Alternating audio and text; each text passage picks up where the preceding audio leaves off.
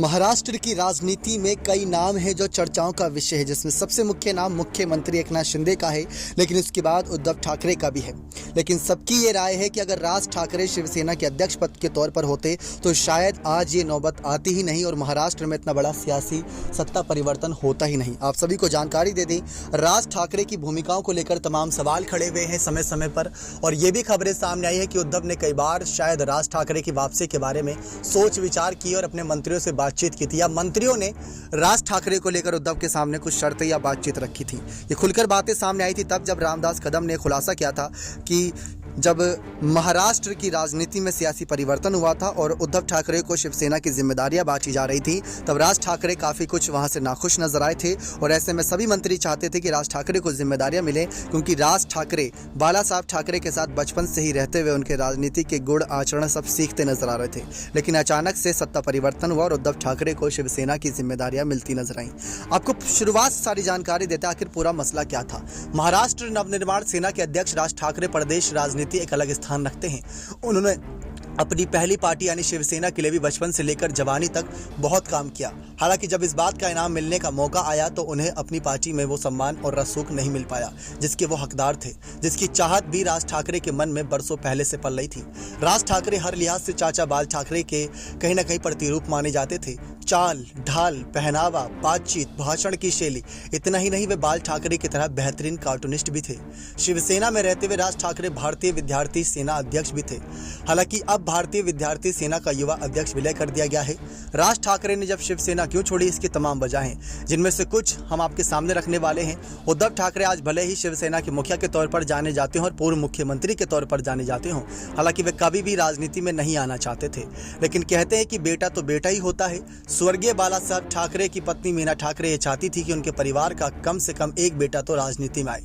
दरअसल उनके बड़े बेटे बिंदु माधव की सड़क दुर्घटना में निधन हो गई, जबकि दूसरे बेटे जयदेव की अपने पिता बाल ठाकरे से ज्यादा बनती नहीं थी। वो अपने पिता से विद्रोह के बाद नाता भी तोड़ चुके थे। अब उनके परिवार की सारी उम्मीद सिर्फ और सिर्फ उद्धव ठाकरे से थी। शर्मीले और संकोची स्वभाव के उद्धव ठाकरे अपनी मां के आदेश को टाल नहीं सके। शिवसेना पार्टी के कार्यक्रमों में शिरकत करने लगे। यह वह समय था जब राज ठाकरे की शिवसेना में तूती बोलती थी। लेकिन उद्धव ठाकरे के एक्टिव होने के बाद पिता बाल ठाकरे ने भी उन्हें राजनीतिक कार्यक्रमों एवं नेताओं के पास भेजना शुरू किया। इसके पहले सभी कार्यकर्ताओं को यह लगता था कि राज ठाकरे ही भविष्य में उनके नेता बनेंगे, लेकिन धीरे धीरे कहीं ना कहीं पार्टी में पकड़ उद्धव की मजबूत होती नजर आई। लेकिन एक वक्त ऐसा था जब शिवसेना में राज ठाकरे का वजूद और ताकत दोनों धीरे धीरे कम हो रही थी। उन्हें भी ये बात समझ में आ रही थी कि बाल ठाकरे का सुझाव धीरे धीरे उन बेटे उद्धव की तरफ ज़्यादा हो रहा है। राज ये भी समझने लगे थे कि शिवसेना में ज़्यादा दिन तक बने रहना उनके राजनीतिक भविष्य के लिए ठीक नहीं है। इस बीच साल 2003 के दौरान जब महाबलेश्वर में शिवसेना का अधिवेशन रखा गया, तब खुद राज ठाकरे ने उद्धव ठाकरे को अध्यक्ष बनाने का प्रस्ताव रखा था, जिसे तुरंत सर्वसम्मति से मंजूर कर लिया गया था, जिसके बाद उद्धव ठाकरे शिवसेना के कार्यकारी अध्यक्ष बन गए थे। सोचने वाली बात यह है कि राज ठाकरे ने यह फैसला ऐसे समय में लिया था जब वो काफ़ी कुछ चाहते थे शिवसेना पार्टी से बदले में जो उन्होंने किया था कई सालों की मेहनत का फल मिलता, लेकिन उद्धव ठाकरे को वो सारा फल एक झटके में सौंपते नजर आए और उद्धव ठाकरे को अध्यक्ष पद सौंपते नजर आए थे उस 2003 के दौरान महाबलेश्वर में। ये अपने आप में बहुत बड़ी खबर है। लेकिन बाला साहब ठाकरे नाराज हो गए थे राज ठाकरे से। आपको बता दें कैसे कि यहाँ पर बाला साहब ठाकरे राज ठाकरे को बिल्कुल अपने बेटे की तरह प्यार करते थे। हालांकि जब राज ठाकरे का नाम एक मर्डर केस में सामने आया तब बाल ठाकरे काफ़ी नाराज हुए। दरअसल साल 1996 में रमेश किनी का मर्डर हुआ था, तब इसी मामले की जांच सीबीआई ने की थी। तब उस मर्डर केस में उनका कोई रोल ना मिलने की वजह से वो बच गए थे।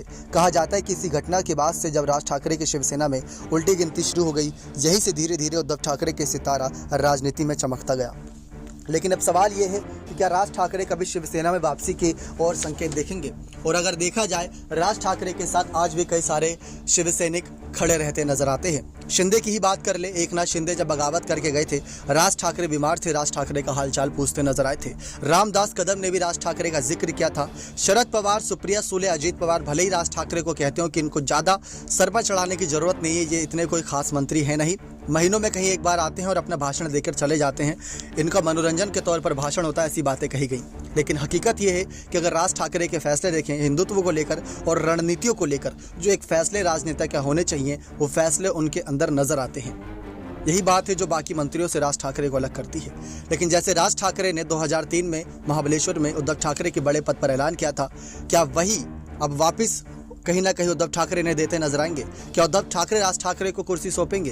ये सोचने वाली बात है और ये सब के सामने है एक बहुत बड़ी बात। इस पर आपकी क्या राय है? क्या शिवसेना के अध्यक्ष पद के तौर पर, मुखिया पद के तौर पर एकनाथ शिंदे नहीं, उद्धव ठाकरे नहीं, क्या राज ठाकरे को कुर्सी सौंपनी चाहिए या नहीं? अपनी राय जरूर कमेंट सेक्शन में दीजिएगा। नेक्स्ट 9 न्यूज रूम की रिपोर्ट।